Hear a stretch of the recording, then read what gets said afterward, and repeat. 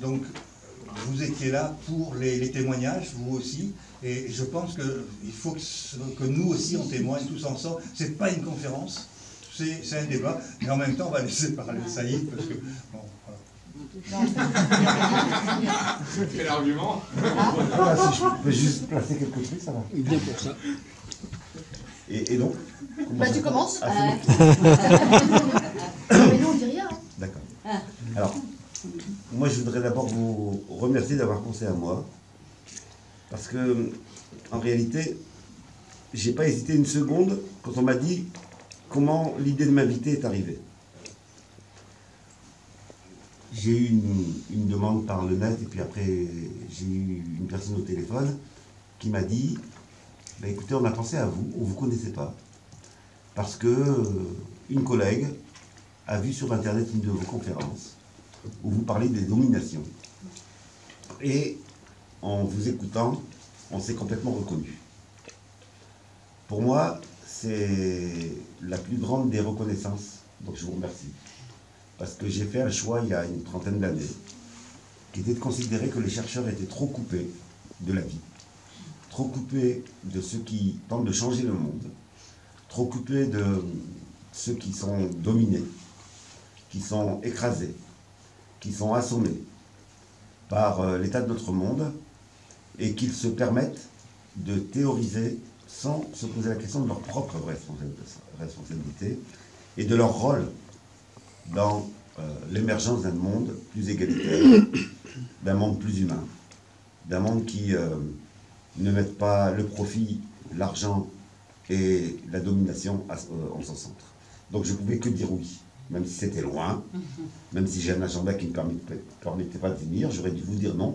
En fait, quand j'ai eu la demande, je voulais vous dire non tout de suite. C'est parce que, heureusement que la personne qui m'a convié, donc qui est Yann, heureusement qu'il m'a tout de suite dit c'est une vidéo, on s'est reconnu dedans, etc. Sinon, je t'envoyais balader en disant que je vais les faire en Charente.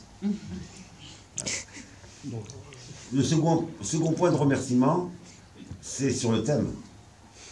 Ce thème est trop rarement abordé. Qu'est-ce qui relie une femme qui est contrainte de faire la double journée de travail et que son époux ou son compagnon n'arrive même pas à imaginer ce que signifie la seconde journée de travail? Qu'est-ce qui relie cette femme au sans-papier qui se retrouve dans un pays contraint de fuir contraint de fuir une situation parce que les pays riches sont venus prendre les richesses, provoquer des guerres, instrumentaliser des misères, provoquer du chaos? Qu'est-ce qui relie cette femme et ce sans-papier à Mohamed, enfant français, né français, mais dont les parents sont étrangers, et qui n'arrive pas à trouver de boulot uniquement parce qu'il a un prénom qui rappelle une autre origine? Parce qu'il y a des discriminations liées à l'origine dans ce pays. Qu'est-ce qui relie cette femme, ce Mohamed, à l'ouvrier précaire qui n'a pas de statut stable, qui est sans cesse de CDD en intérim? Qu'est-ce qui peut relier tout ça? Nous sommes confrontés à une situation où le nombre de révoltés dans notre société est énorme, mais où chacun le voit à partir de sa propre oppression, de sa propre réalité. Et il faut se poser la question, comment se fait-il que nous n'arrivons pas à faire converger toutes ces dominations, toutes ces révoltes contre ces dominations? Nous sommes également dans une séquence historique, dans une période dans laquelle, pour plein de raisons, s'il y a des questions, je pourrais y revenir, pour l'instant je vais aller très vite, l'arrogance des dominants n'a jamais été aussi forte. Ils estiment qu'ils ont gagné. Ils estiment qu'ils peuvent tout se permettre, contrairement à d'autres périodes. Si vous prenez la France de 1945, quand tous les dominants contribuaient au nazisme, ont collaboré, ils ne se permettaient pas cela, ils faisaient attention. Aujourd'hui, ils considèrent qu'il n'y a pas de résistance en face. En tout cas, il n'y a pas de résistance unifiée. Parce que vous verrez, je suis un grand optimiste malgré ce que je vous dis là. Je pense qu'on a plein de raisons d'être optimiste. Mais il faut être lucide. Aujourd'hui, notre éparpillement permet à ces dominants de nous regarder avec arrogance. Parce qu'en face, il y a une division des dominés. Pas seulement une division parce qu'on aurait des réalités différentes, mais une division parce que nos grilles de lecture, notre manière de regarder le monde, notre manière d'appréhender chacune de ces questions, la question de l'égalité homme-femme, la question de l'égalité en fonction des origines, la question de l'égalité en fonction du statut, eh bien, elle reste marquée par des héritages qui nous encombrent, d'autres nous portent, mais ceux-là, un certain nombre d'entre eux nous encombrent. La question n'est donc pas celle de la convergence des dominés, mais celle des conditions pour qu'elle soit possible. Depuis 30 ans, moi, ma préoccupation, ce qui m'anime, ce qui fait mes recherches, c'est d'aller auprès des personnes des différentes catégories de dominés pour leur demander leur propre lecture de leur situation. Trop souvent, on parle de l'extérieur. Ce sont des hommes qui parlent des femmes. C'est extraordinaire. On a des hommes qui vont venir nous dire « Oui, mais quand même, l'égalité homme-femme, elle a avancé. Hein. Pourquoi elle continue à demander des choses? Ça y est, on est libre maintenant. Hein. » On a des personnes non issues de l'immigration qui vont dire aux personnes issues de l'immigration « On sait mieux que vous ce qui est bon pour vous. » On a des ouvriers stables qui vont dire à des précaires « Mais nous, on sait bien quel est votre intérêt. » Et donc, on a des héritages qui nous encombrent. Et pas par des salauds, pas par des méchants, par des gens sincères. Et donc, on a besoin d'avoir du débat entre nous. On a besoin de se confronter. On a besoin de se chauffer un petit peu, de s'engueuler, pour qu'on puisse faire sortir de cela les conditions qui permettront cette convergence. Parce que je suis persuadé, par le passé comme pour aujourd'hui, que c'est la convergence des dominés qui permet de créer le rapport de force qui détruise les systèmes de domination. Si vous n'êtes pas convaincu, nous pourrons tout à l'heure, dans l'échange, je pourrais vous donner une multitude d'exemples qui montrent les périodes dans lesquelles on était désespérés. Au cours de l'histoire de l'humanité, il y a eu plein de périodes où on pensait que ce n'était pas possible. Allez, petite parenthèse. Vous pensez qu'à l'époque de l'esclavage, on pouvait penser que ça allait s'arrêter? Non. Vous pensez que les femmes du XVIIe siècle pouvaient penser qu'un jour elles auraient le droit de vote? Bien sûr que non. Vous pensez que l'Algérie, les Algériens de 1850 pensaient que la colonisation allait s'arrêter? Non. Vous pensez que les ouvriers de 1830 pouvaient imaginer qu'on allait interdire le travail des enfants? Non. Bien entendu qu'il y a eu des périodes dans lesquelles l'oppression paraissait tellement totale qu'on avait l'impression que c'était inimaginable d'en sortir.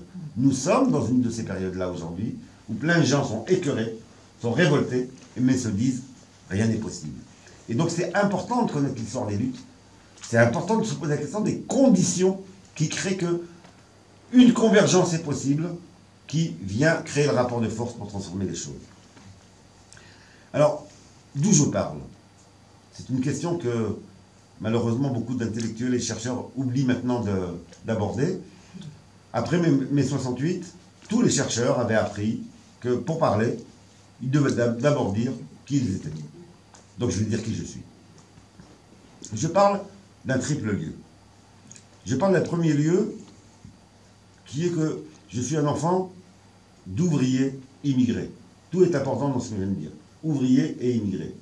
Ouvrier, parce que mon enfance, avant d'accéder à l'université, au diplôme, aux conférences, à la reconnaissance, etc., en tant qu'ouvrier, en tant qu'enfant d'ouvrier, je me dois de ne pas oublier ce qu'ont été mes conditions sociales et les conditions sociales de mes parents. Immigré, parce que du coup, j'ai vécu des choses qu'un enfant d'ouvrier français ne vivait pas, en termes de remarques racistes, de discrimination, de rejet, qui se rajoutaient. Les enfants d'ouvriers français vivaient l'oppression de classe, et moi, je vivais ça, plus mon caractère immigré. Comme une femme, en plus qu'elle est ouvrière, et qu'elle vit l'oppression de classe, vit l'oppression sexiste. Elle cumule ces deux oppressions. Donc ça, c'est mon premier lieu. Mon second lieu, je parle d'un lieu universitaire également. Je suis un rescapé. Notre système est organisé pour que les enfants d'ouvriers, les femmes, les immigrés, n'accèdent pas au poste valorisant notre société.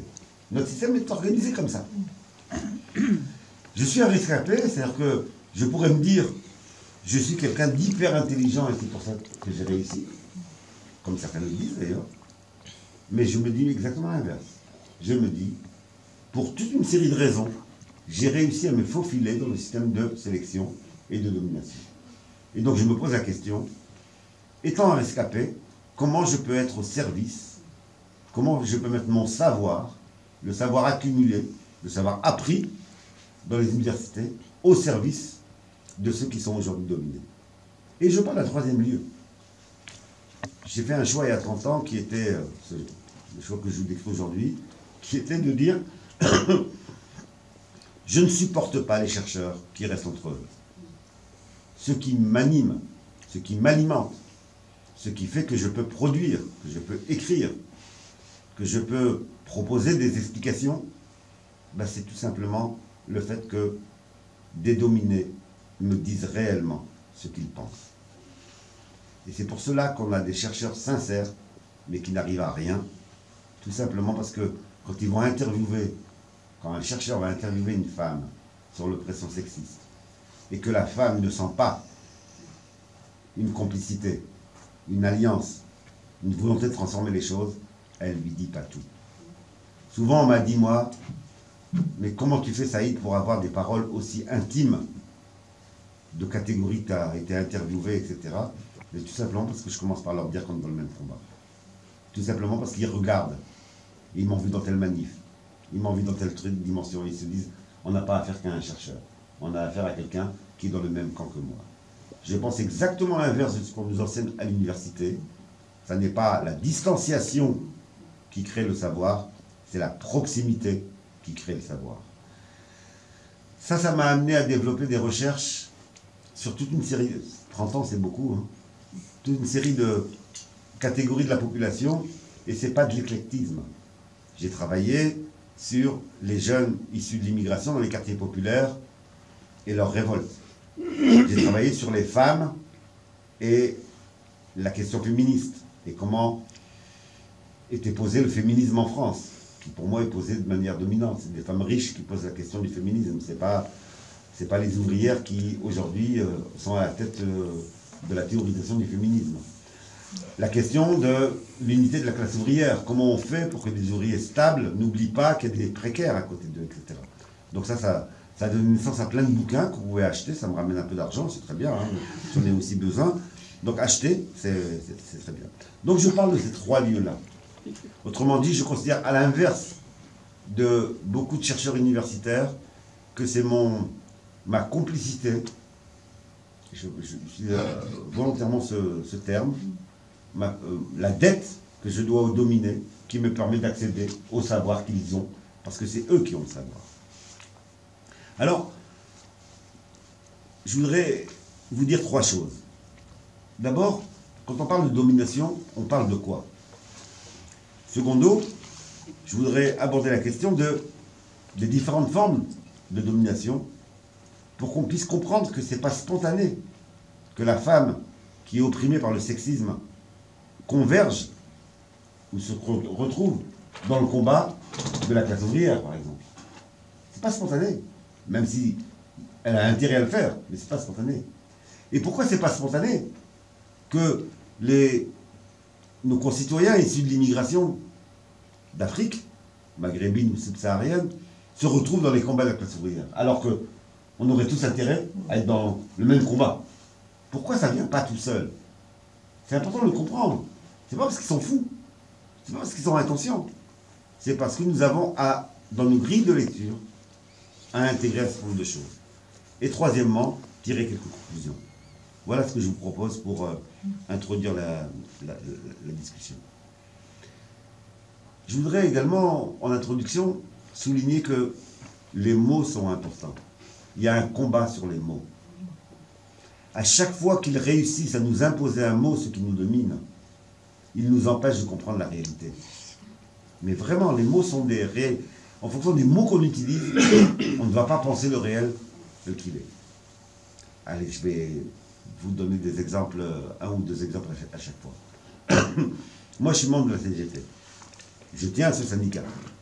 La CGT est sans doute le syndicat qui aujourd'hui exprime le plus l'état des révoltes. Mais j'ai constaté que dans les cours de formation de la CGT, on parlait plus de plus-value. Concept marxiste, la plus-value. Cette partie du travail non payé. Et on parle de valeur ajoutée. Un mot qui est complètement importé de l'idéologie libérale, qui nous amène à penser que dans la production, le patron comme l'ouvrier apporte quelque chose. Et dans le nombre d'endroits dans lesquels les formations de la CGT parlent de valeur ajoutée, eh ben on n'aide pas les travailleurs à comprendre ce qui leur arrive. Et ça, on l'a sur la question des discriminations racistes, du sexisme. Il y a un combat idéologique.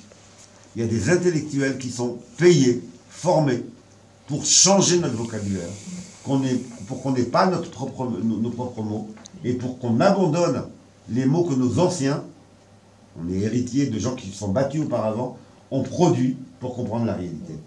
Le mot plus-value est produit par Marx. Il a porté le mouvement ouvrier pendant un siècle et demi. On nous dit après, il faut l'abandonner pour valeur ajoutée. Et cette réalité-là, eh bien, c'est une réalité qui nous empêche de comprendre le monde. En réalité, la question qui nous est posée, et puis après j'entrerai dans le vif du sujet, c'est comment unifier ce que Gramsci, un grand auteur, Gramsci, auteur et militant marxiste italien, qui a passé l'essentiel de sa vie en prison pour son opposition au fascisme, Gramsci appelle les subalternes. Le mot subalterne est important parce que le mot subalterne, il réunit tous ceux qui n'ont pas accès au pouvoir. Tous ceux qui sont victimes du pouvoir. Et ça permet de réunir la femme dans la journée de travail, le sans-papier, le travailleur, etc. Alors, essayons de clarifier les mots. Qu'est-ce que la domination? On utilise des mots, mais on n'a plus d'espace où on les apprend, en réalité. Une dernière chose que j'ai oublié de dire, moi j'ai fait partie de ceux qui ont tenté de théoriser un certain nombre d'aspects dans différents domaines, et en particulier, je le dis parce que c'est l'espace. Voilà. Augusto Boal était un grand ami, je fais partie du groupe qui a tenté de poser la question, pas seulement pour les universitaires, mais aussi pour les artistes. Comment vous vous mettez au service des dominés? La théorisation du théâtre de l'opprimé, j'ai eu la chance, j'ai eu l'honneur de contribuer à l'émergence de ce débat, et je pense que c'est vraiment important, qui est au service de qui je suis. Moi, je me suis construit au service des dominés et j'essaye d'être cohérent avec ça. Alors, vous aurez compris, si je vous parle de ça, c'est parce que le mot domination, il est important. Théâtre de l'opprimé, la domination, l'oppression, l'exploitation, c'est quoi tous ces mots? Qu'est-ce que c'est que la domination? Comment la distinguer et la relier à d'autres termes? Oppression, exploitation, etc. Alors, je voudrais citer quelques constats pour commencer. Constat numéro 1, depuis que l'humanité est sortie de l'ère de la survie, parce qu'on a eu une période, il y a très très longtemps, où les hommes étaient contraints d'être solidaires. Sinon, ils disparaissaient. C'était dans la survie. Ils ne pouvaient pas se permettre à ce qu'ils dirigent les pauvres. C'est quand l'humanité a pu, par son intelligence, produire des savoirs, des manières de cultiver, des manières d'exploiter la nature, etc., qu'un surplus est apparu, et c'est l'apparition du surplus qui a commencé à produire la division entre dominés et dominants. Le pari qui est le nôtre, c'est plus celui de nos ancêtres très lointains. Être égaux dans la survie, c'est facile. Être égaux quand on produit plus que ce dont on a besoin, c'est plus difficile. Et c'est tout l'enjeu qui est le nôtre aujourd'hui. Et bien, depuis qu'il y a l'apparition du surplus, il y a eu une lutte pour l'appropriation du surplus. La première forme de domination qui apparaît, c'est les hommes qui s'approprient le surplus au détriment des femmes. Et depuis ce moment-là, on n'a plus eu de société dans laquelle il n'y avait pas de domination. Mais si je dis ça, c'est pour une double raison. D'une part, pour montrer que c'est possible qu'il y ait une société sans domination, puisque nos ancêtres l'ont eu. Et d'autre part, ça va être plus difficile, parce que maintenant, ça doit être un domaine de la conscience. Nos ancêtres, ils l'ont fait parce qu'ils étaient obligés. Aujourd'hui, ça doit être un choix politique, ça doit être un choix de conscience. Et donc, c'est un peu plus difficile. Constat numéro 2, qui est aussi important que le premier. Depuis que cette domination existe, donc depuis plusieurs milliers d'années, il y a eu résistance. Je le dis parce que nous avons tendance, j'ai entendu plusieurs fois aujourd'hui, je n'ai pas passé beaucoup de temps avec vous, je suis juste arrivé tard, j'ai bu un verre avec certains, j'ai entendu, ce que j'entends ailleurs, beaucoup de défaitisme. Ah, quand même, c'est dur. Ah, quand même, on n'y arrive pas. Ah, quand même, on n'a jamais été aussi loin de ce qu'on veut, etc. Il faut vous interroger sur notre défaitisme. Moi, je suis optimiste. En réalité, il faut se poser la question des résistances. Il y a toujours eu des résistances à la domination. L'histoire des résistances est aussi importante que l'histoire des attaques qu'on a connues. Il se trouve que nous sommes dans une période où les nouvelles générations n'ont plus la transmission des résistances du passé, pour plein de raisons. Mais il n'y a jamais l'humanité n'a accepté la domination. Il y a toujours eu des hommes et des femmes qui se sont, parfois dans des conditions hyper difficiles. Imaginez les premiers résistants en 1939, imaginez. Il n'y a jamais eu de moment dans lequel la résistance a disparu. Et ça, c'est un signe d'espoir qui est essentiel. Ça évite le défaitisme. Ça nous permet de nous dire, ok, le rapport de force n'est pas en notre faveur aujourd'hui, mais il n'y a pas de domination sans résistance. Et c'était un des postulats du théâtre de l'opprimé d'ailleurs. En donnant la parole aux dominés, on est sûr que dans cette parole-là, en mettant en scène la parole dominée, on est sûr que dans cette parole-là, l'optimisme va apparaître. La colère, la rage, la volonté de transformer les choses, et donc l'optimisme. Bien sûr, les formes de résistance qui apparaissent ont varié. Elles dépendent du rapport de force. Elles prennent des formes auxquelles on ne s'attend pas. Et c'est pour ça qu'il faut être, quand on veut changer le monde, il faut être très attentif aux différentes formes de résistance. Elles prennent des formes qui parfois peuvent nous surprendre. Quand l'émancipation claire, nette, etc. n'est pas possible, les gens résistent avec ce qu'ils peuvent. Par exemple, en novembre 2005, on a eu la plus grande révolte depuis la Commune de Paris. 400 quartiers populaires des grandes villes explosent pendant 21 jours. Bien sûr qu'on aurait aimé que ça explose avec un discours politique plus construit, un cahier de revendications, etc. Ils ont explosé comme ils pouvaient. Les dominés explosent comme ils peuvent. S'ils n'ont pas pu exploser autrement, ils ont explosé comme de cette manière-là. Et on a pourtant eu des militants sincères qui ont dit « mais on ne peut pas les soutenir, regardez comment ils explosent ». En réalité, s'ils ont explosé comme ça, c'est qu'il n'y avait pas d'autre voie. De la même façon que les suffragettes, quand elles allaient brûler, parce qu'elles ont fait des attentats, elles ont été mettre des bombes dans les endroits où on allait voter. Parce qu'elles, pendant 40 ans, elles ont essayé de dire aux hommes démocrates, et la question du droit de vote des femmes, c'est important. Et les hommes leur ont dit, pas maintenant, plus tard, il y a des priorités. C'est d'abord le capitalisme. On va d'abord foutre en l'air les patrons, et après, on va donner le droit de vote aux femmes. Comment en vouloir à des femmes qui viennent dire oh, moi en tant que femme je veux voter, qu'elles se révoltent comme elles peuvent, puisque les hommes leur alliés, les hommes ouvriers, ceux qu'elles auraient dû avoir à côté d'eux, à côté d'elles, eh bien leur disent patience, il faut attendre. Et donc les formes de la révolte, ben, c'est les formes qui peuvent apparaître. Et jamais un révolté n'explose de manière complètement idiote.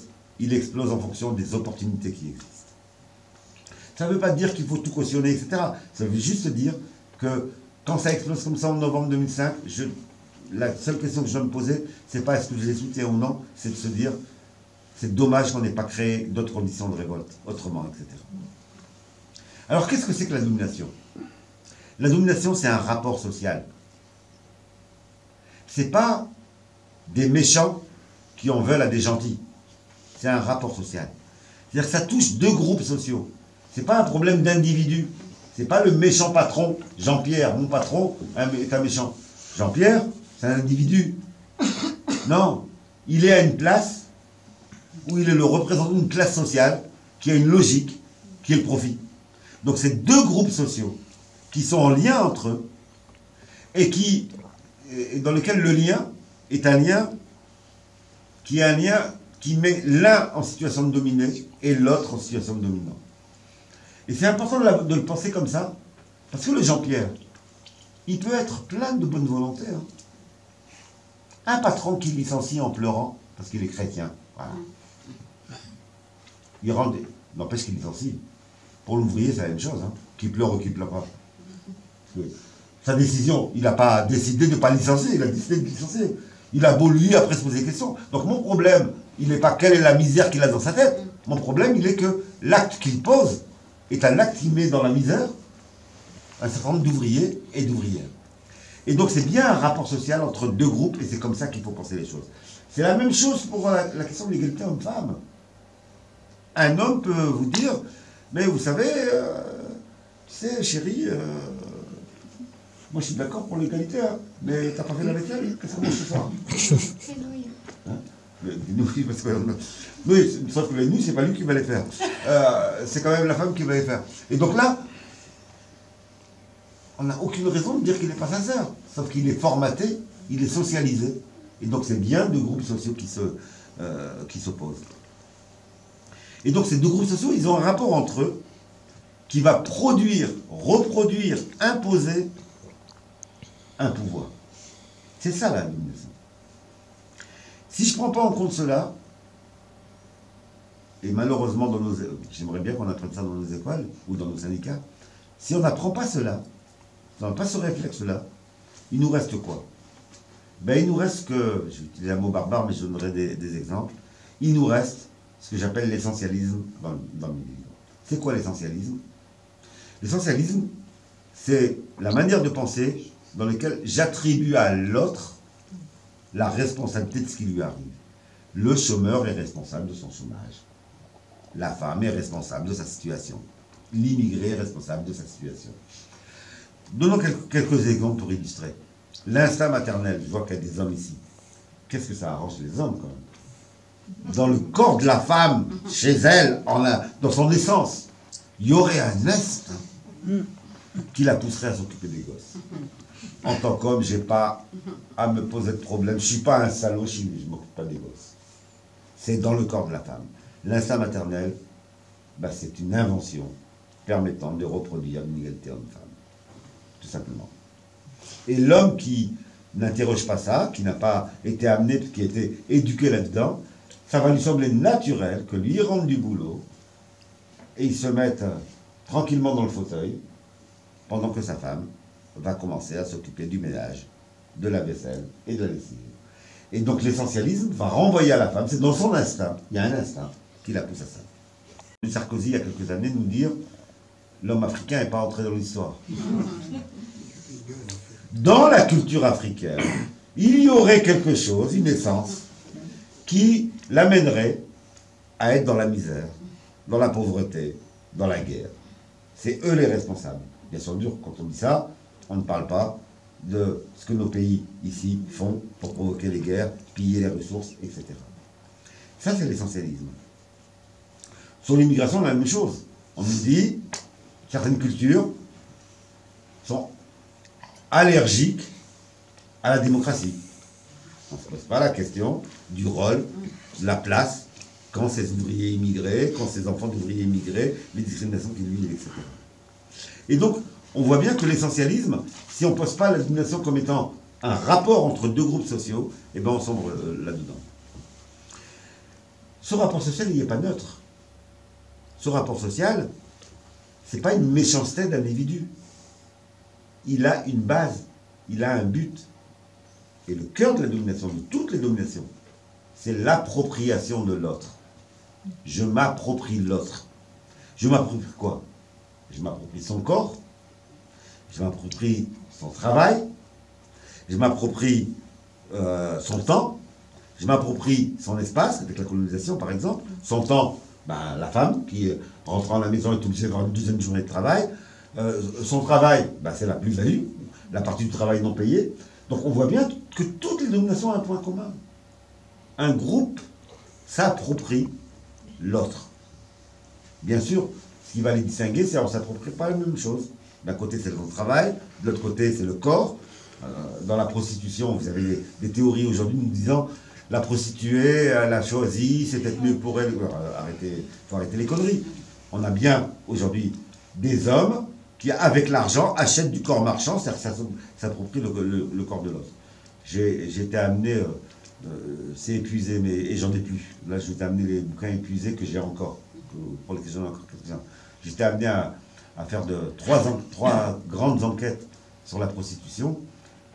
Je ne connais aucune prostituée qui a choisi d'être prostituée. Donc on est bien dans des contraintes, dans des obligations, etc.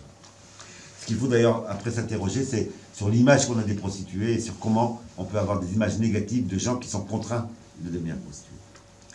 Autrement dit, la question centrale est une question que Marx avait déjà posée. Marx dit, devant chaque réalité incomprise, je me pose la question à qui profite le crime. La question de l'intérêt. Quel est l'intérêt qui est en cause? L'intérêt est toujours une dimension de la domination. Autrement dit, un rapport de domination, ça distribue toujours d'un côté des privilèges à certains, de l'autre des désavantages à d'autres. Quand on est devant la domination sexiste, ça donne des privilèges à l'homme. Il peut rentrer à la maison et se mettre dans le fauteuil. Et des désavantages à d'autres, la femme, elle se dit, spontanément, parce qu'on l'a éduqué comme ça, on lui a dit, c'est ton boulot. T'es une mauvaise mère si tu ne fais pas ça. Spontanément, elle va aller faire la lessive, elle va aller faire la vaisselle, elle va aller s'occuper du repas.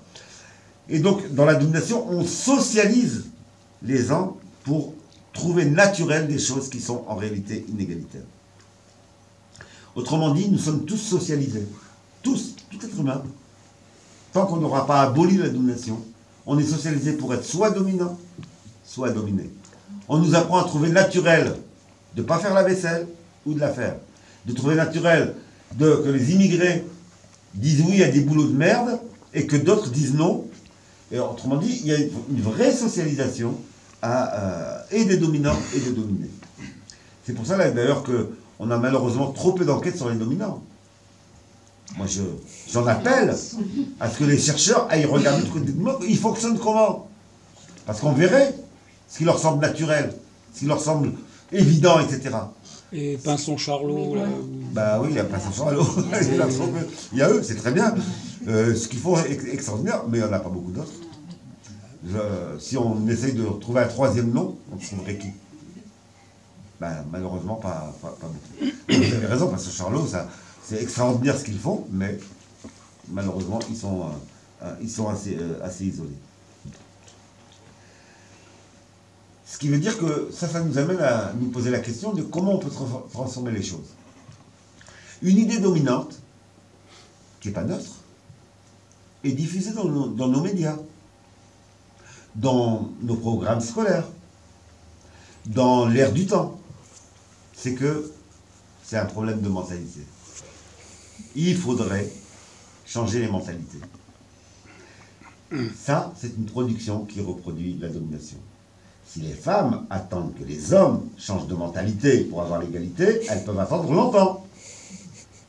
Si les ouvriers attendent que les patrons changent de mentalité pour avoir des conditions plus justes, ils peuvent attendre longtemps. Ouais. Si les immigrés attendent que le reste de la société comprenne leur place, ils peuvent attendre longtemps. Si les handicapés attendent que les valides conscientisent toutes les inégalités en tant que handicapés, ils peuvent attendre longtemps. En réalité... Sarkozy, il a dit qu'il a changé, lui.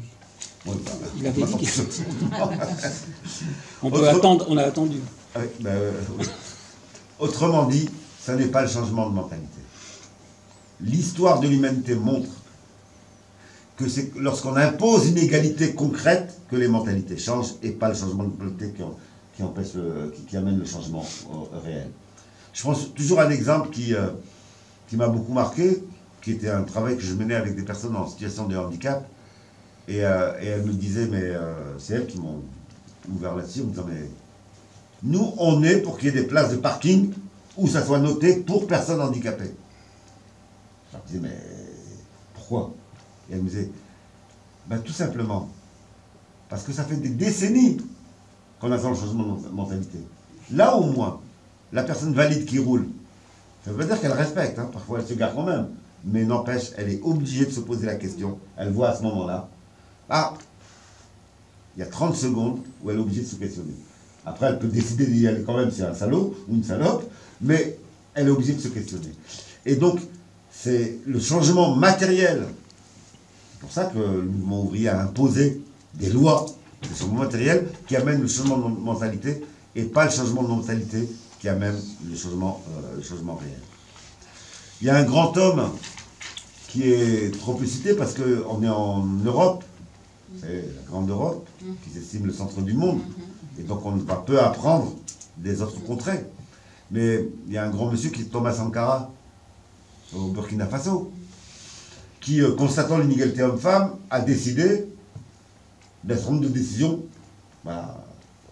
Il était soutenu par son peuple, donc ça a été accepté, qui était de dire, ben, à partir de maintenant, alors c'est une imagination de l'enfant, il ne faut pas copier, mais c'est important de voir la logique. Il disait, à partir de maintenant, les hommes vont aller faire les courses une fois par semaine. C'est une obligation. Et les femmes ont soutenu au Burkina. Parce que, bien entendu, c'est une tâche supplémentaire. Et quel a été le bilan de ça? Ben, ils se sont aperçus que les hommes, ben, s'étaient rendus compte que c'était quoi la galère de faire les courses avec, quand on n'avait pas beaucoup d'argent. Parce que l'homme, il était d'accord pour donner sa paye à son épouse, hein, quand il le fait. Hein. Mais lui-même se confronter à comment je nourris la famille avec tout ça. Et donc, on voit bien que là, il a d'abord transformé le réel et ça a provoqué un changement des mentalités. Je le dis parce que cette mode du changement de mentalité, c'est la mode que les dominants nous mettent dans nos têtes. Patienter, on va faire des cours d'éducation. Non, posons des lois, des obligations qui obligent les dominants à ne plus être dominants, et ça va changer les mentalités. Alors, si on a compris cela, on peut du coup se poser la question des différentes formes de la domination. Puis on sait, si je n'ai pas été idiot et si j'étais clair, on sait ce que c'est la domination, l'appropriation de l'autre. Alors, essayons de comprendre, on en est où, et qu'est-ce qui les distingue. D'abord, le mot exploitation, qu'est-ce que c'est? L'exploitation, c'est la domination, c'est Marx qui l'a théorisé, c'est la domination basée sur l'accaparement, l'appropriation du temps de l'autre. Un ouvrier, quand il va travailler, en 4 heures, il a produit son salaire. Les 4 heures qui viennent après sont du temps volé. C'est l'appropriation du temps non payé. Ça existait avant le capitalisme, mais c'est le capitalisme qui l'a systématisé, qui l'a généralisé. L'oppression maintenant, second mot qu'on utilise. Souvent on l'utilise comme synonyme, mais c'est important de faire la distinction. Alors, j'en ai qu'un, mais c'est dans le dictionnaire de domination. Ça a été très dur comme travail. On a essayé de mettre de A à Z, moi et quelques collègues, tous ces mots, parce qu'il y a un combat sur les mots, pour tenter de clarifier ce qu'on peut mettre derrière chacun des mots. L'oppression, c'est la domination qui est basée sur l'accaparement d'un droit. Certains ont un droit, d'autres l'ont pas. Vous savez que jusqu'aux années 70, la femme n'avait pas le droit d'ouvrir un compte en banque. Il fallait que son mari... Donc c'est bien, ça c'est une oppression, c'est pas une exploitation, on ne lui vole pas son temps. Par contre, on lui vole un droit. Donc l'appropriation d'un droit, eh bien, ça s'appelle de l'oppression. Dans les colonies, il y avait le code de l'indigénat. C'est-à-dire que toi et moi, on faisait la même faute, la même infraction, on n'avait pas la même peine. Toi, tu es passé devant un tribunal, moi j'étais directement soumis à la décision de celui qui avait contre qui j'étais. Et donc, on n'a pas eu la même peine, ça allait d'une amende à 5 ans de prison. Voilà la différence. C'était marqué dans la loi. Il y avait une loi qui marquait l'inégalité en termes de droit. C'est pas un problème du passé. Hein. Si vous parlez de ça, c'est qu'on a encore des réalités comme ça. Quand on nous parle de l'immigration, on oublie de nous dire qu'il y a 5 millions d'emplois, 5 millions de postes de travail en France qui sont interdits aux immigrés. C'est scandaleux. C'est tout bonnement scandaleux. Et donc on a des emplois réservés. C'est pas que Marine Le Pen. Hein, parfois on a des discours et puis on a la gauche, enfin la gauche. On a le PS qui nous dit ah ouais mais c'est Marine Le Pen. Non non voilà. Non non. On a dans notre texte de loi des emplois qui sont interdits à des gens qui ont les compétences pour le faire uniquement parce qu'ils sont étrangers. Alors moi je pourrais accepter qu'on réserve quelques postes liés, je sais pas, à la défense nationale, à et encore, mais bon, on pourrait. Mais quand même, en quoi être postier nécessite d'être français? En quoi? En quoi ça remet en cause la souveraineté nationale? À moins de dire que c'est la nationalité qui est essentielle et pas le statut social, pas le fait qu'on travaille ou qu'on ne travaille pas. Et donc on a ces dimensions-là d'oppression qui existent encore aujourd'hui. Pendant des décennies, on a des emplois interdits aux femmes. Interdits aux femmes. Et ça a fonctionné. Ce n'est que récemment, hein, c'est le combat des femmes, ces 40 dernières années, qui ont fait exploser cela. Mais pendant des décennies, ça semblait naturel que certains emplois soient interdits aux femmes. Si on distingue bien ce que c'est une oppression, une exploitation, une domination, du coup, on peut se poser la question des conditions pour que ça fonctionne. Pourquoi ça marche? Pourquoi il y a des dominations et on ne se révolte pas? Eh bien, je voudrais vous citer des auteurs qu'on ne nous apprend pas. Je voudrais m'appuyer sur un auteur qui est Frantz Fanon, qui est quelqu'un que ceux qui ne connaissent pas, franchement, il faut le lire. Il est d'une actualité énorme. Frantz Fanon, il a commencé par s'interroger aux conditions. Il s'est posé la question suivante. Qu'est-ce qui fait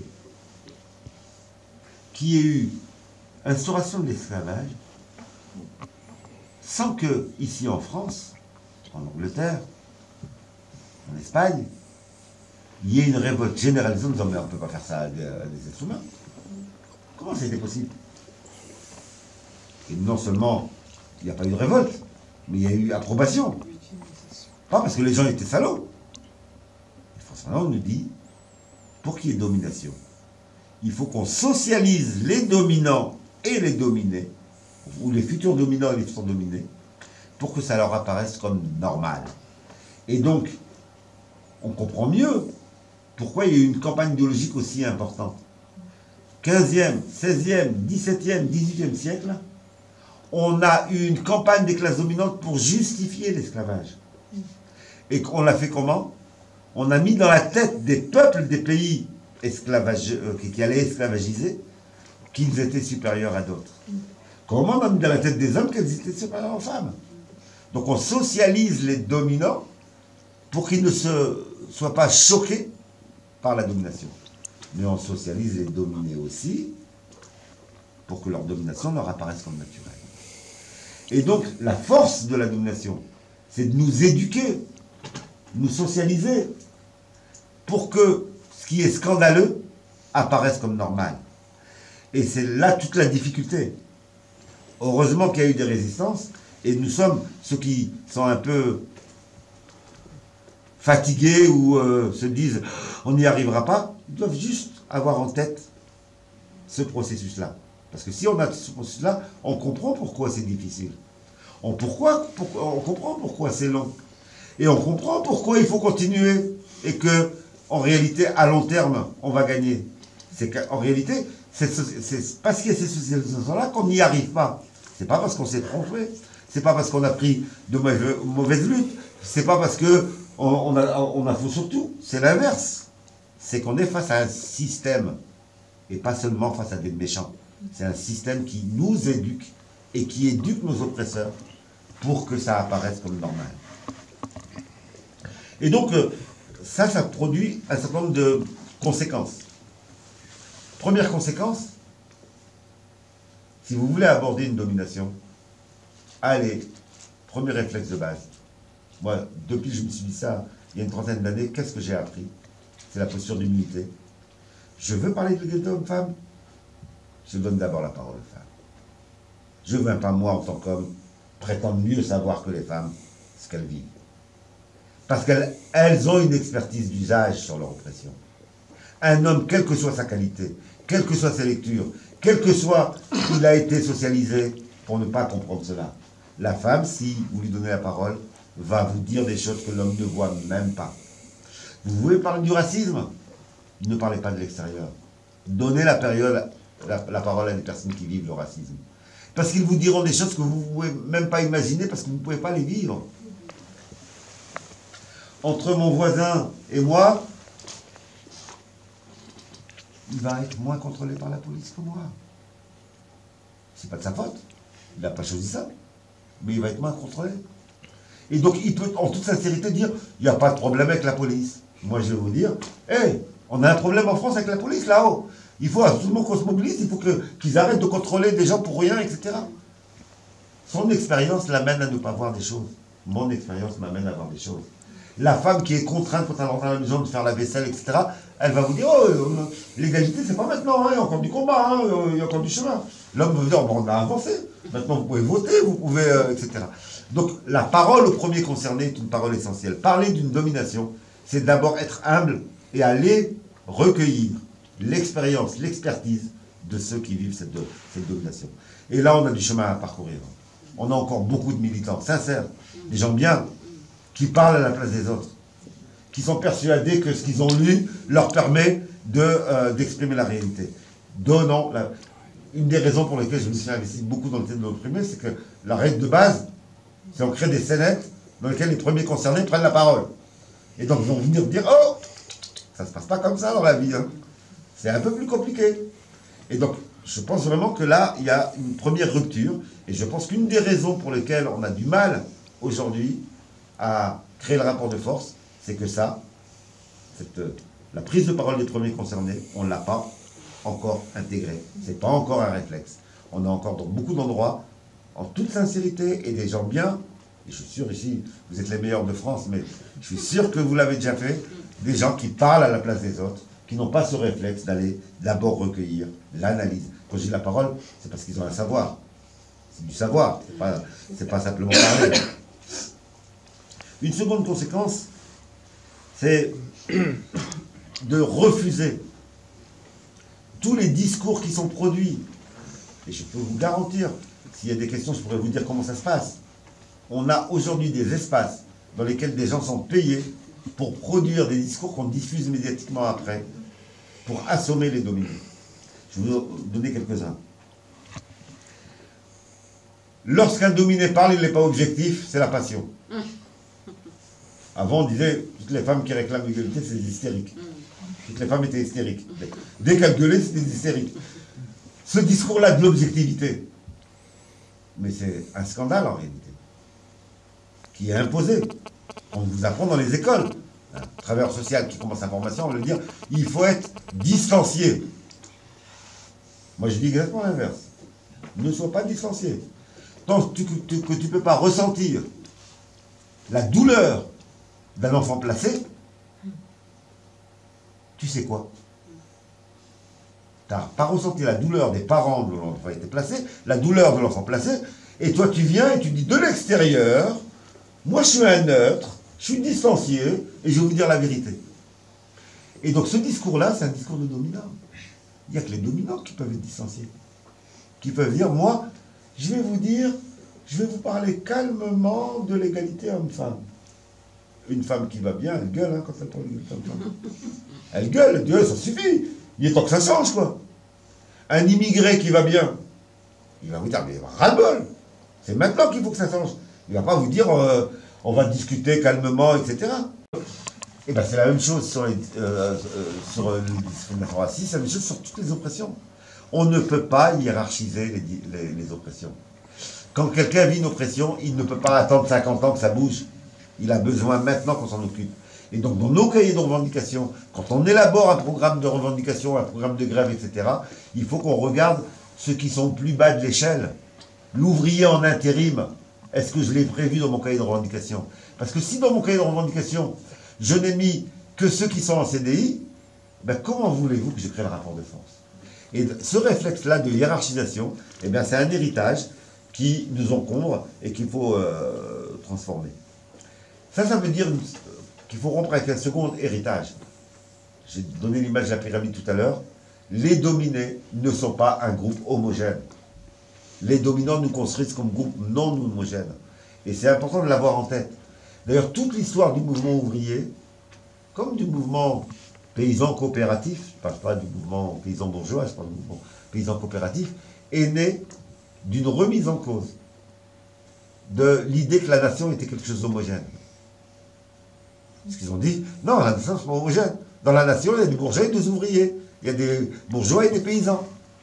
Et donc, c'est cette prise de conscience-là, que c'était pas homogène, qui a permis d'avancer. Le problème, c'est qu'on a avancé là-dessus, et on l'a reproduit au niveau de la classe. Et on a dit, les ouvriers sont homogènes. Ils ne sont pas homogènes. Il y a des femmes, il y a des hommes, il y a des immigrés, des non-immigrés, il y a des précaires, des pas précaires, il y a des CDD, des CDI. Et c'est en prenant... Hein, des chômeurs. Des chômeurs, des non-chômeurs. Bah, tu fais bien de le dire, parce que pour moi, c'est une des préoccupations majeures. Aujourd'hui, les syndicats sont à 99% centrés sur l'organisation de ceux qui ont encore un emploi, sauf que la classe ouvrière ne se limite pas à ceux qui ont un emploi. Et que la question de l'organisation des chômeurs est une question essentielle. Et imaginez dans la tête du chômeur que de voir ou d'entendre que le syndicat se préoccupe essentiellement de ceux qui ont un emploi, ça fait des dégâts énormes. S'il y a des débat tout à l'heure, je pourrais vous donner des exemples concrets d'études que j'ai faites sur comment les chômeurs regardent les militants. C'est triste. Parce que ceux qui devraient être ensemble sont perçus comme complètement séparés. Justement, on a écouté des chômeurs, justement. On est venu ici pour des témoignages de dominés, d'opprimés. Voilà, donc oui, c'est très bien. on a écouté des chômeurs et on n'est pas dans le... Oui. Voilà. Je me doutais que ici... Je renforce ce que vous avez dit. Oui, puis je me doutais que ici, compte tenu de pourquoi on m'avait invité, il y avait des choses qui étaient, on va dire, un peu mieux qu'ailleurs. Après, je suis toujours méfiant, hein, donc on verra. Alors, je voudrais, en conclusion, oui, et dernière dimension que je voudrais souligner avant la conclusion, c'est de citer un grand monsieur.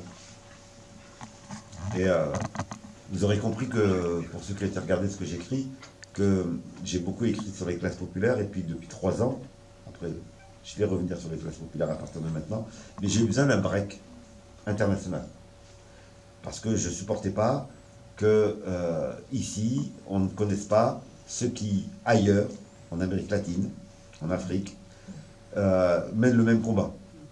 Et que quand je vais en Amérique latine, je passe beaucoup de mon temps au niveau international, quand je vais en Amérique latine ou en Afrique, ils connaissent tous les théoriciens, toutes les théories, tous les auteurs qui essayent de mener des luttes ici. Ils connaissent les théoriciennes féministes, ils connaissent les théoriciennes de la classe ouvrière, etc.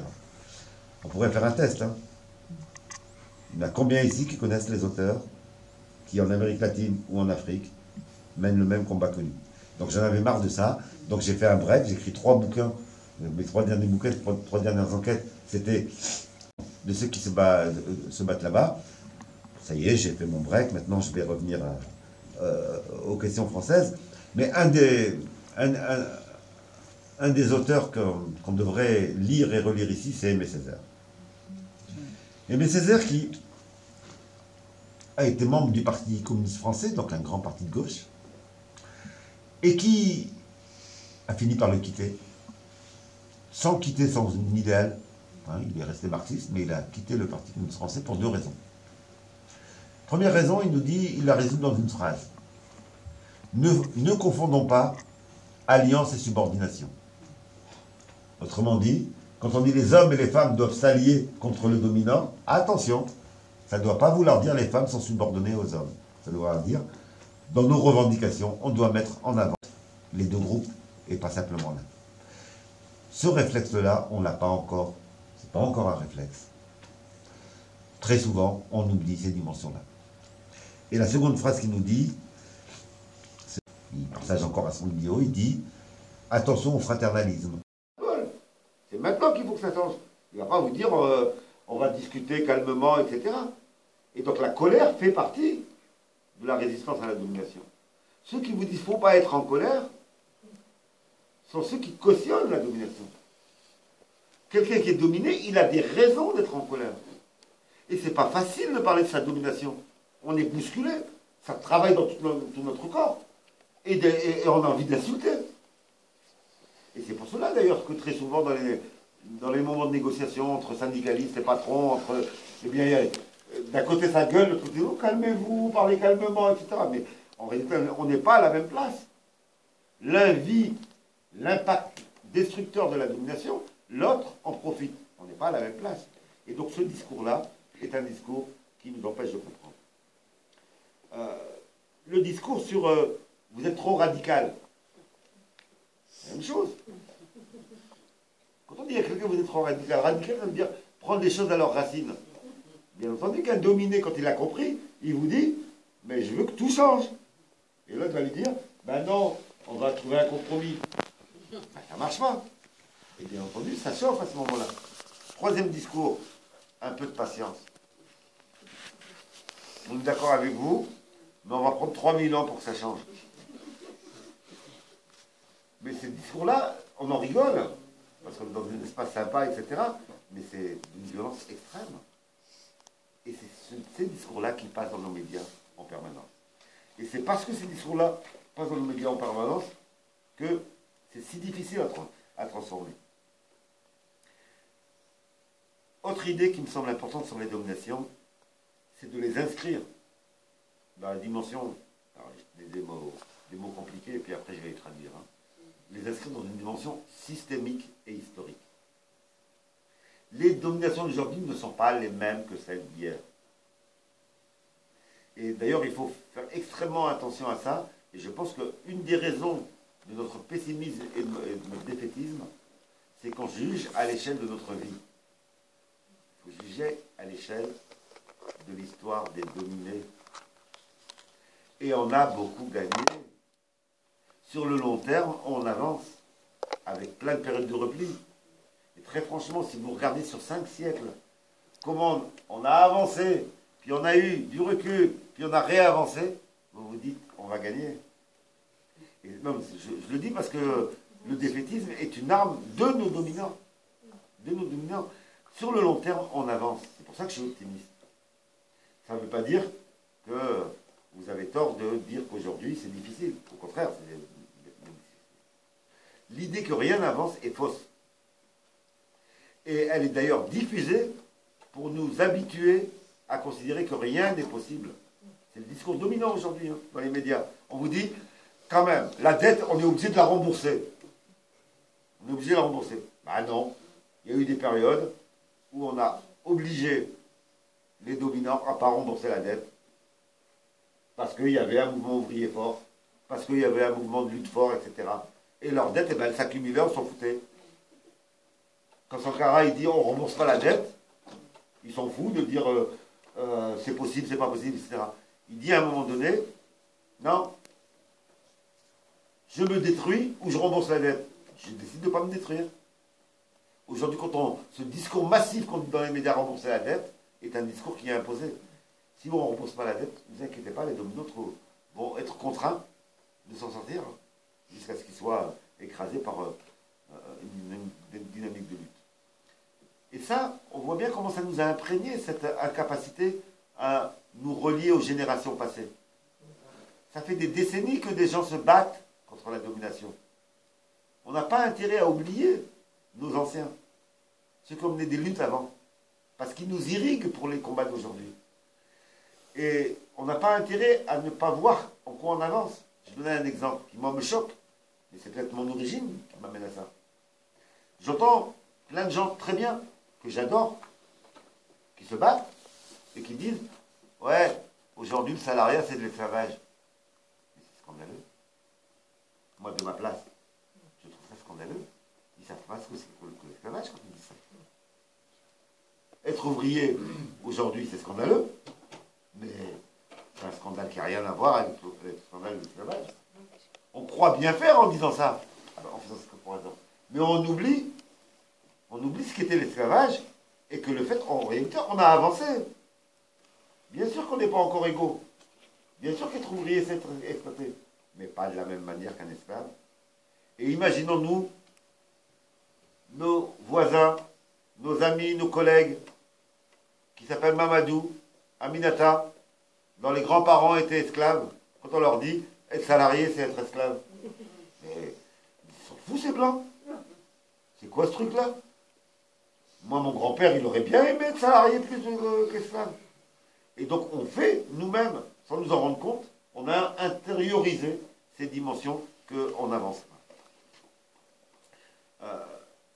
Dans un de mes livres, je conclus le livre par cette phrase. La mémoire est au dominé, ce que la psychanalyse est aux individus. C'est-à-dire que si on ne connaît pas la mémoire de nos anciens et de nos mythes, eh bien on refait les mêmes erreurs. Vous voyez, la psychanalyse, elle est basée sur quoi? Quand j'ai un élément de l'inconscient qui n'a pas été révélé, ça se répète. C'est exactement la même chose.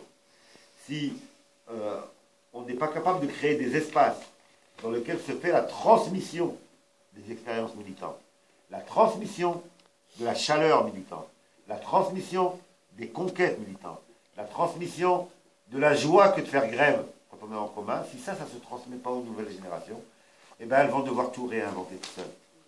Et on perd du temps. Et ça, c'est une des dimensions qui a été oubliée, enfin qui a été sous-estimée, et je pense que c'est vraiment important d'y revenir.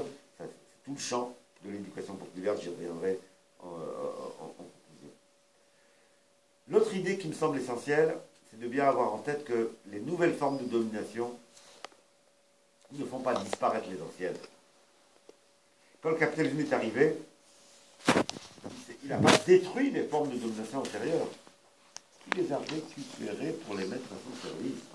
Le patriarcat existait avant le capitalisme.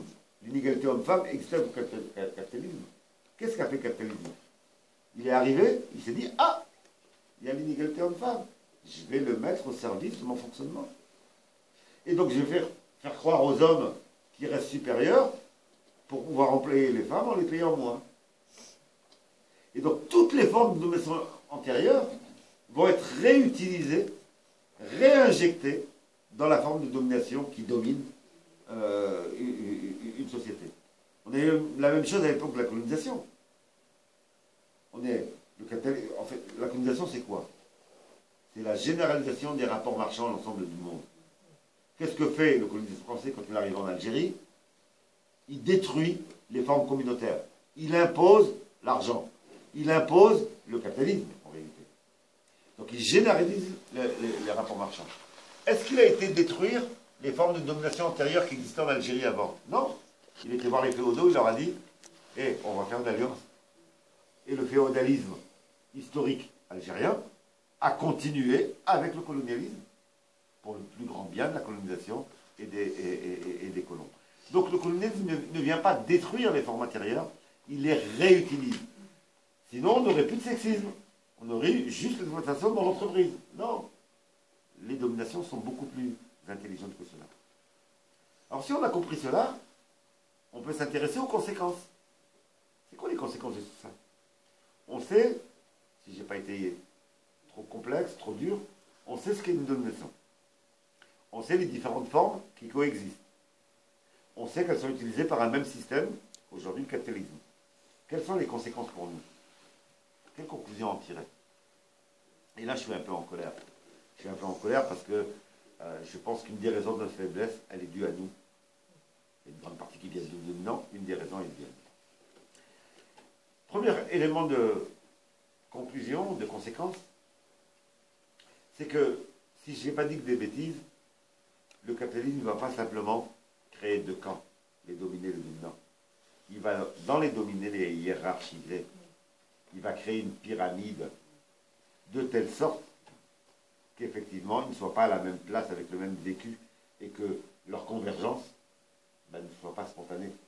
Et donc, il va bien s'attacher à ce que la femme n'ait pas les mêmes conditions que l'homme, que l'immigré n'ait pas les mêmes conditions que le non-immigré, de telle sorte que, spontanément, ils ne se comparent pas, ils ne convergent pas. Et donc, nous ne sommes pas avec deux camps. Nous sommes du côté de dominé avec une construction concrète, réelle. Ce n'est pas les mêmes salaires, ce n'est pas les mêmes conditions de travail, d'une pyramide. Et donc, il n'y aura pas de convergence spontanée. On va les battre le jour où, consciemment, on aura construit la convergence. Ça ne viendra pas tout seul. Spontanément, l'immigré va dire, attends, pourquoi je vais aller faire grève avec Jean-Pierre?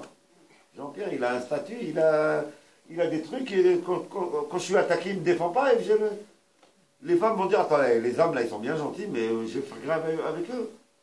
Quand il s'agit de poser la question de la crèche dans l'entreprise, il n'y a que les femmes qui se sont bougées, etc. Spontanément, la pyramide va venir bloquer la convergence. Et on a en face de nous des gens très intelligents. C'est un système qui fonctionne en hiérarchisant les dominations. Donc on n'a pas deux camps. On a un camp des dominants et un camp des dominés qui est hiérarchisé. Et il est hiérarchisé en quoi? Qu'est-ce qui est possible? Hiérarchisation de race. Donc on ne va pas donner le même statut en fonction de l'origine, de sexe. Mais ça ne s'arrête pas là. Hein. Précarité stable. Le nombre d'endroits où pour le même boulot, il y a des CDD et des stables, et où le syndicat oublie les CDD, pas par méchanceté, mais simplement parce qu'on fonctionne, on a des habitudes, etc., ou les intérims. Et donc on voit bien comment il y a une hiérarchisation permanente, etc. Et donc on a un vrai effort à se poser la question. Et puis, dernière dimension, je vois qu'il y a quelques jeunes dans la salle, c'est plus récent. Depuis une trentaine d'années, on a réintroduit la hiérarchisation des âges. Après 1945, le mouvement populaire avait réussi à imposer des statuts en fonction du boulot. Depuis la crise, on a commencé à distiller que le jeune de 18 ans, il n'avait pas à avoir le même salaire que celui qui avait 40 ans. Et on a créé des contrats pour les jeunes. On a créé, et moi je suis un syndicaliste, hein, donc ne le prenez pas comme une attaque du syndicat, puisque sinon je ne serais pas au syndicat, donc je suis à la CGT. Mais quand il y a eu une négociation sur 35 heures, le nombre d'entreprises, c'est la majorité, hein, dans lesquelles on a accepté des contrats, dans lesquels les avantages étaient garantis, antérieurs, étaient garantis pour les anciens, et tous les nouveaux n'avaient plus accès au ticket restaurant, n'avaient plus accès à tel, etc.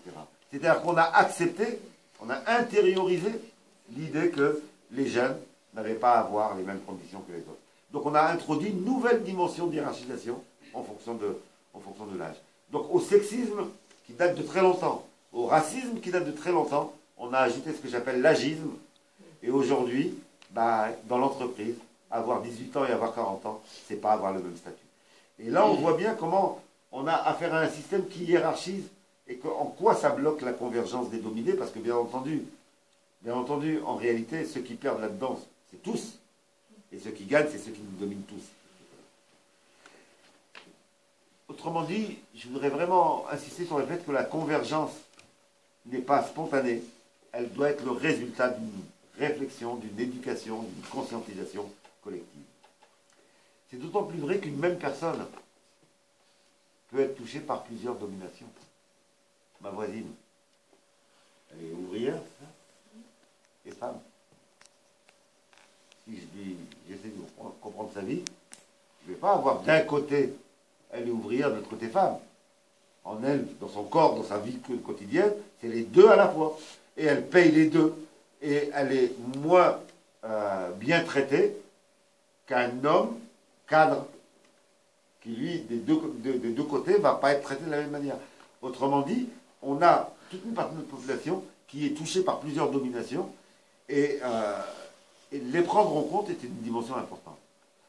C'est ce que je voudrais juste vous donner un exemple, parce que c'est ça qui m'a aidé à le comprendre, c'est les féministes noires aux États-Unis. L'histoire du mouvement féministe noir aux États-Unis est très intéressante. Elles ont constaté que c'était la galère pour elles en tant que femmes noires. Donc, elles ont fait quoi? D'abord, elles ont été voir les féministes qui n'étaient pas noirs, pour leur dire, regardez notre vie, c'est la galère, c'est la catastrophe, etc. Qu'est-ce que leur ont dit les féministes blanches? Elles leur ont dit, oui, on est d'accord sur la partie femme. Mais bon, le racisme, il ne faut pas exagérer, quoi. On vous en rajoutez. Donc, ça n'a pas été. Du coup, elles se sont dit, on va aller voir les hommes noirs. On va voir les hommes noirs. Alors on dit, nous, on ne pas de noirs, voilà ce qu'on vit. Qu'est-ce qu'ont répondu les associations et mouvements politiques des hommes noirs? Non, sur le racisme, vous avez raison. Hein. Sur l'aspect femme, il ne faut pas déconner. D'où elles en ont conclu, hein, je cite, hein, tous les noirs sont des hommes, parce que les noirs disaient il n'y a pas de femmes. Toutes les femmes sont des blanches, parce qu'elles disaient il n'y a pas de femmes noirs. Et nous sommes quelques-unes à être courageux. Il est clair que si on ne prend pas en compte ce que vivent ces femmes noires, aller les intégrer dans un mouvement de lutte et que se reconnaissent quand bien même c'est contre leurs dominants, etc. Elles vont vous dire, attendez, vous ne nous reconnaissez pas et vous voulez qu'on participe à vos luttes. Et on est aujourd'hui dans cette difficulté. Je crois qu'il y a une très grande majorité en France qui n'en peuvent plus de Macron. Mais chacun le voit à partir de sa propre oppression. Parce que nous n'avons pas encore réussi à prendre en compte les oppressions des uns et des autres. Pour ces personnes, ces femmes noires ou toi, femmes ouvrières, ça n'est pas une juxtaposition. Il n'y a pas d'un côté je suis opprimé comme ouvrière et comme femme dans sa vie. Tout est cumulé. C'est en même temps. Elle se lève le matin et le matin, il y a je dois faire mon mari qui ne bosse pas, il fait pas le petit déjeuner, et moi qui bosse, je fais le petit déjeuner. Et puis après, elle retrouve son patron. C'est la même personne qui, dans sa journée, vit l'ensemble des choses. En réalité, il faut qu'on se mette dans nos têtes qu'il n'y a pas des oppressions qui sont séparées. L'oppression de classe, elle se vit de manière genrée, c'est-à-dire qu'une femme ouvrière ne vit pas la même chose qu'un homme ouvrier. Et elle se vit de manière racisée. Quand on est un ouvrier immigré, on ne vit pas les mêmes choses, on est plus opprimé que d'autres. Mais c'est valable pour les autres oppressions. L'oppression de genre, l'oppression sexiste, elle se vit de manière classée. Même une femme bourgeoise peut ne pas être traitée à l'égal d'un homme bourgeois. Mais ce n'est pas la même chose qu'une femme ouvrière. Et donc, le féminisme lui-même doit introduire la question de classe. Et de manière racisée aussi. Une femme immigrée vit des oppressions aussi particulières. Et c'est valable pour toutes les oppressions. Elles ne sont pas séparées, elles font un tout. Et c'est le tout qu'il faut à prendre en compte. Autrement dit, je crois qu'on n'a pas accordé assez d'importance à comment on construit la convergence. On a considéré qu'elle devait venir toute seule. Elle ne viendra pas toute seule, parce qu'en face, ils ont construit une hiérarchie. Et elle ne peut venir que si, justement, et très franchement, il y a très peu de demandes comme la vôtre, où justement, on crée ces espaces où on peut travailler là-dessus. Je terminerai en nous interrogeant sur nos héritages, et nos héritages négatifs. Parce que nous avons des héritages négatifs. Vous savez, les sociétés, les groupes humains, ils fonctionnent comme les individus. Je suis sûr qu'ici, il y a déjà des gens qui ont eu des petits héritages. Et donc on a hérité de meubles, de lampes, d'armoires, etc. Voilà. On en jette certains, on en garde d'autres.